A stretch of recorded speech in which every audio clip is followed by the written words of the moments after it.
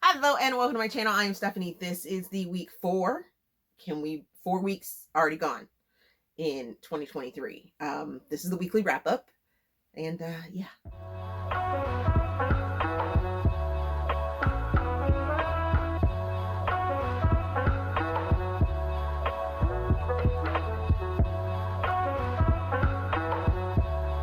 As I said, I can't believe there's already 4 weeks gone in 2023. That's crazy. It is what it is. Last week I decided to do my hair. Well, actually that was this weekend, but last week for my job, I got a job. If you hadn't seen the other videos, I got a job. So I ordered some swimsuit type stuff that I'll have to be wearing when I am at work, and I did my orientations and things like that. So now I'm just waiting to get my schedule and I'm super excited. So this weekend I decided to do this.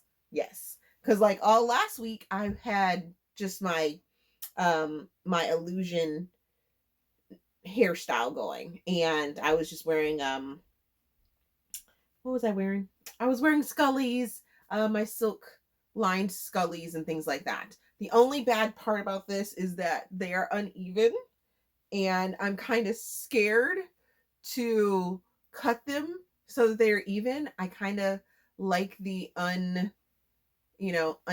of them, if that's a thing. I like it. I like that I can put them up in a ponytail. I love this ponytail look. This ponytail thing is like me, is me.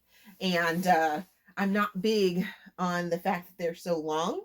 And I was looking for shorter hair, but then I was like, do I want to get shorter hair, or and I should have gotten shorter hair. If you've seen my TikTok videos of me in this process, yes, it took me 2 days to do it, and I was tired. I was so tired. I also started using Ollie, I think it is, these right here. The probiotic and prebiotic, the low stressor stress one, stress gummy, and the multivitamin. I got those and I'm starting to use them, and I can definitely feel a difference. Maybe it's a placebo effect, I don't know, but I didn't take it one day, or I took it one day at night, and then one day I missed a day, and I could definitely feel the difference in them taking them. I also, oh, excuse me. I also received my package of TikTok made me do it liquid vitamins that I'm going to be starting for the month of February. So I'm super excited about that. I'm just wondering, I'm hoping that I don't get overdosed on by having too many vitamins. Maybe that's why I have been feeling down, is because I didn't have enough vitamins, and that's why I'm recovering. I don't know, but I'm enjoying the fact that I have a little bit more energy and things like that by taking these gummies. So I'm going to continue with those. And I think that is it for Life Update. Anything else going on with Life Update? No, there's nothing else going on with Life Update. So let's get into the books that I did read last week. Let's see, we'll put them over here on this side this week. Alrighty, so I started the week off by reading Surly Romance, which is Billionaire Dad, Single Dads #2 by Nia Authors. Placing this in contemporary, it is a interracial romance. Giving it 4.25 stars, giving it 2 Steam fans. Had this as an ebook through KU. This is a Black author, and this is an enemies to lovers situation. We have content warning for grief and death, guardianship and adoption, and childhood bully situation. Okay. And PTSD. That's the other one.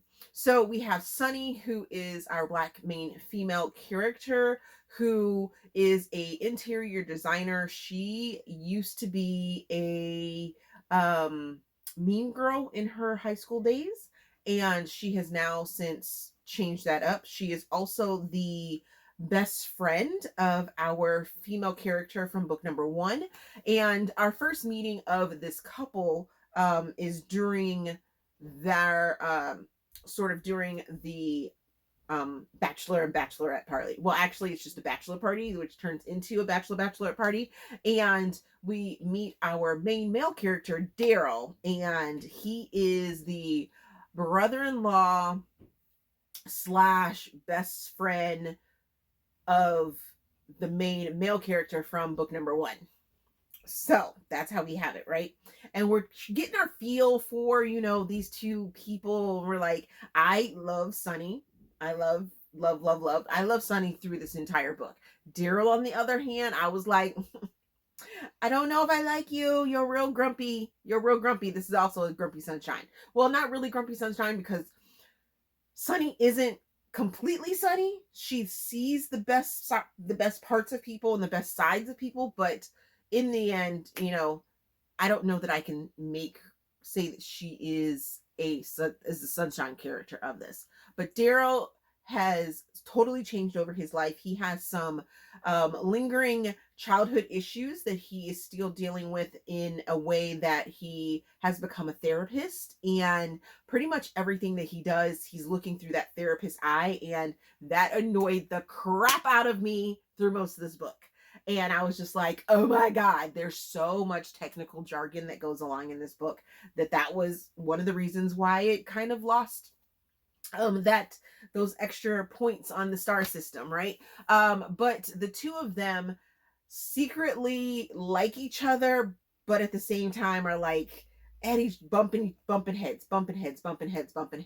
Well, when Daryl needs to revamp his farmhouse because he is about to take in 2 little boys that he is fulfilling a promise to his mentor's family, and the kids need to come to him.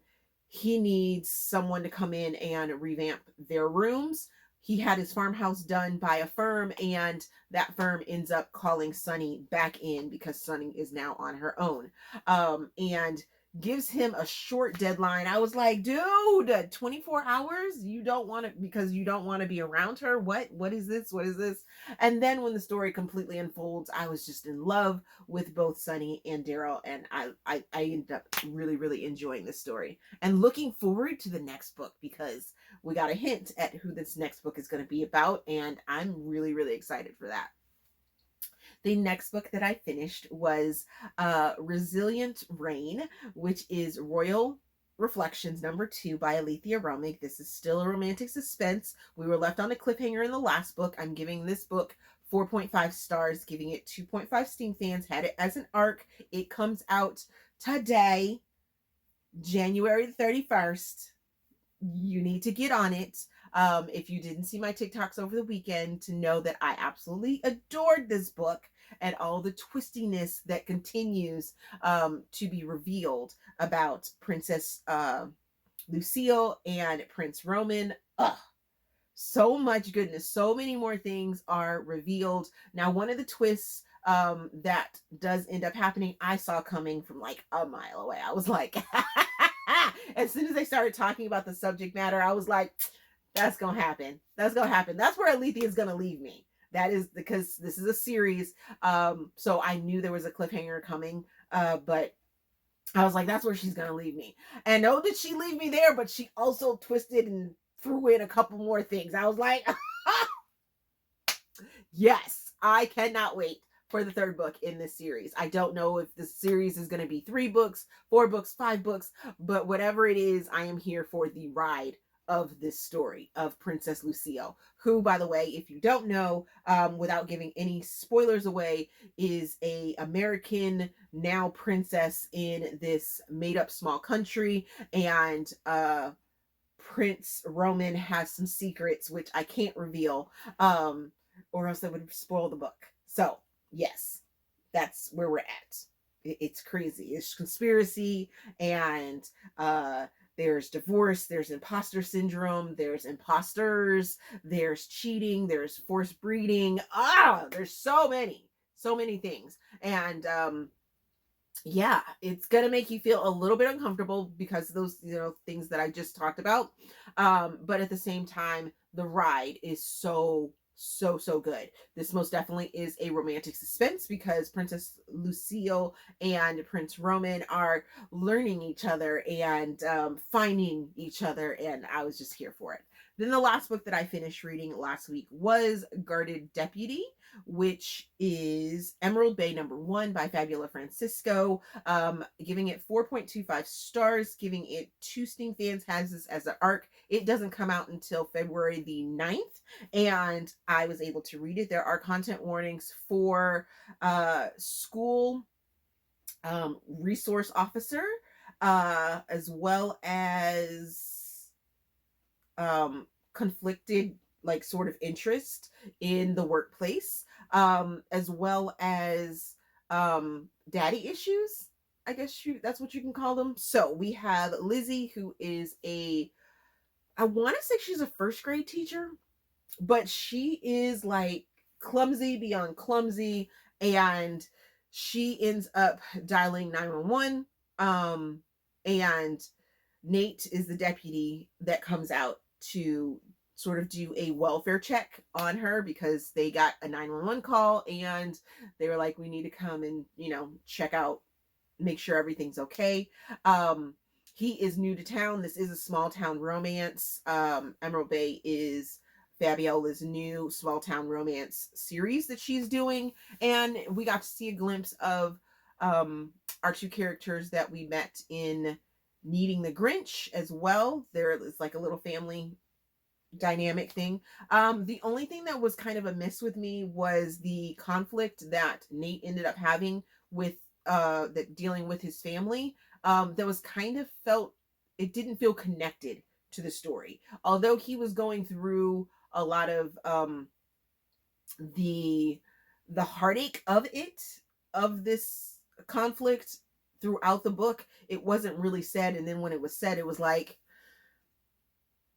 oh, that's what it was. And I didn't get that feeling that, it was clear enough, I guess you could say, throughout the rest of the book that was going to be the conflict. There is no third act conflict. It's more of a second act conflict for for Lizzie and Nate, and it was well thought out and communicated that there was a conflict, and then they worked through that conflict, and I was here for that. So I'm looking forward to the rest of Emerald Bay to be released, and I enjoyed this book. If you're looking for something sweet and fun and funny and just kind of wholesome, I guess you could say, this most definitely is going to be a book that you need to read.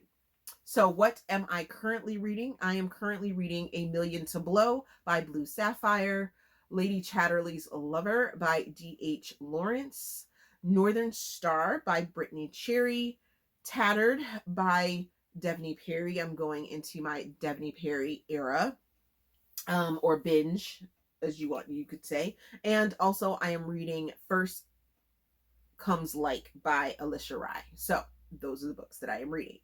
I will be putting out a February Kindle clear out, or KU video. And just to give you a heads up, my boundaries that I have set during my goals video, as well as in the beginning of January, are going to be withstanding through this entire year. I will be supporting Black authors, majority in the month of February, which I do a lot during the year anyways. I am super, super happy that I have gotten my reading, I guess you could say, stats of doing 50% Black authors and 50% everyone else. So that boundary will still remain, and the boundary of it doesn't matter what the Black author rates, I will still support them. So there is that.